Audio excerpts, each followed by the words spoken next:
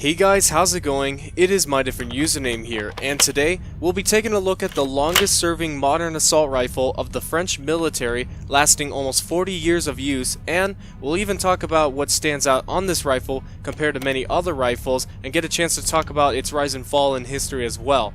Here we have the FAMAS F1 made out of Lego.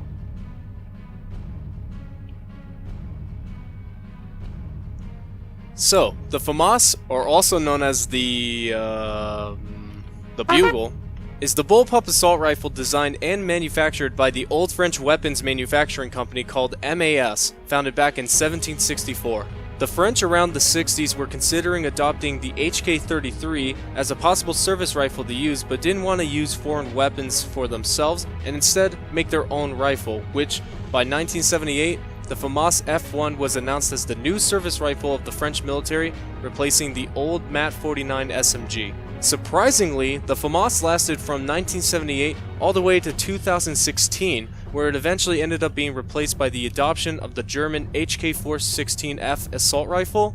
Whew, how the times have changed. Anyway, the rifle itself was still really good for the use it had. Its use of the bullpup design helped mitigate itself for more CQC, which in turns overpowered the use for submachine guns. Its barrel length is actually longer than that of an M4 carbine, but surprisingly the gun is shorter than the M4, making both CQC and long-range accuracy possible. Now onto the Lego model. This gun wasn't very challenging to make, but making the accommodations for all the different angles definitely took a while to achieve, and I even added some upside down techniques here and there to help mimic more of these bizarre angles, but I'm glad to see how it all turned out in the end. Right here is the pistol grip and trigger guard, and it's been built to have a nice ergonomic feel to it. Also, with this design, you can identify the difference between an F1 model versus a G2 model, as seen here. On the F1 model, it's possible to take the trigger guard and swivel it away from the grip to allow the use of gloves if ever needed. Also, under the grip, pulling away this back panel opens up the port to the oiler kit that's hidden inside the grip, which was also scaled down just so it can actually fit inside of it, obviously, and can be easily put back into place, no problem. I don't know, I just think it's cool to add little details like this to the gun, even though obviously it doesn't need an oil kit, but eh. So, since I'm down here on the grip, I might as well try my best to explain what I want to say is the strangest fire selector system on a weapon I have seen so far. It has one switch in the front of the trigger and one switch behind the magazine. The switch in the front controls the safety, which blocks the trigger, but my model doesn't have a functional safety, unfortunately. But if you turn the switch to the right side of the gun, it's thrown into semi-automatic mode, and if you turn it to the left side, you have two options of fire modes to choose from, and that's where this switch comes into play. When this switch points away from the magazine, it's set into a 3-round burst firing mode that fires at around 1,200 rounds per minute, but when the switch is pointed towards the magazine, it's thrown into full auto mode, firing at around 900 rounds per minute. It's strange to wonder why all the fire selections aren't just in one convenient spot on the rifle, but it just may have to do with how the trigger assembly was built into the gun. The magazine is very significant to this rifle, where it almost looks like an AR magazine, but instead, it's actually a straight magazine that holds 25 rounds of 5.56 by 45mm and has a notch in the front to work with the magazine release system on the weapon. It features a bullet on the top as well as some modifications of pieces along the side to hold the bullet in place with this color scheme, while being able to properly slide the mag into the magwell with no issue.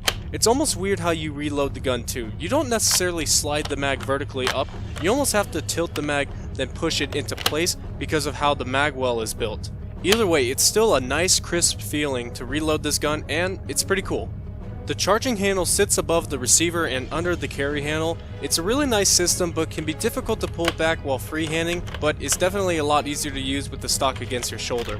The charging handle also affects the bolt on the gun, obviously, and what makes this system stand out from other rifles is that it doesn't rely on a gas system to cycle rounds, but instead a simple blowback system, which is more commonly seen on pistols. It's controlled by a lever inside the bolt that helps shift its weight to create a longer drive for the bolt to properly extract the spent round, chamber a new round, and repeat this process flawlessly.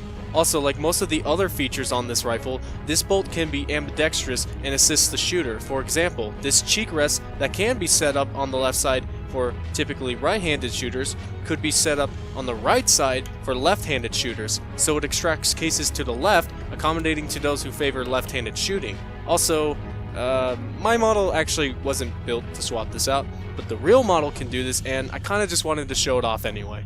This rifle also includes the default feature of a foldable bipod system that can easily be detached, folded outward, and is really simple to use.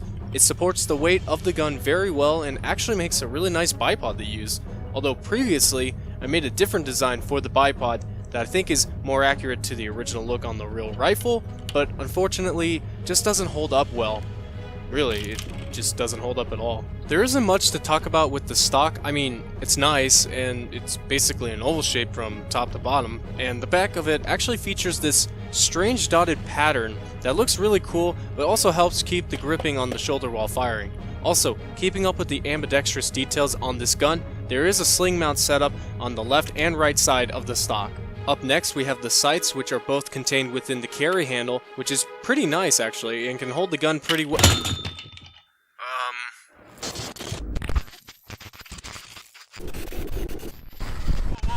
Whoa, guys. Hello? Did we fix it?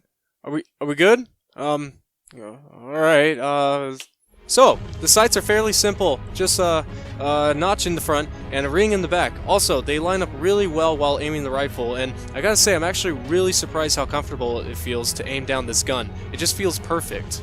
Now, finally, onto the last bit of info for the gun, which surprisingly happens to be the barrel, out of all things. Yeah, I know, weird. But it turns out that you can physically tell the difference between a military model of the FAMAS versus a civilian model, and that's by the ringed barrel, which I somewhat mimicked here on my model. The military model features an adjustable sliding collar on the barrel for barrel-mounted grenades to be fired, and the rifle features a grenade sight under the carry handle, and also the addition of adding a fixed bayonet onto the gun as well. The bayonet is nice, has a long blade, and I gotta say, I'm a huge fan of how the grip was designed, and I even teased the locking system of how the real knife is mounted to the gun. I would really love to charge this into battle, but unfortunately it's not the most stable mount, and can easily break just due to the design of the barrel. Either way, it still looks really cool with the bayonet mounted, and it's a nice add-on for a weapon type like this. Overall, it's pretty easy to see why this gun was so popular and why it was used in the French military for almost 40 years. It's extremely iconic in its looks as well as functionality, but couldn't outlast that of more modern age rifles. Still though, a fun rifle to make and a pretty simple video as well. Took a while to get the certain parts for it like normal, but it was definitely worth it at the end of the day. You should really check these out. So, subscribe to see more epic LEGO builds just like this, like, favorite, and comment if you have enjoyed, and, as always, thanks for watching!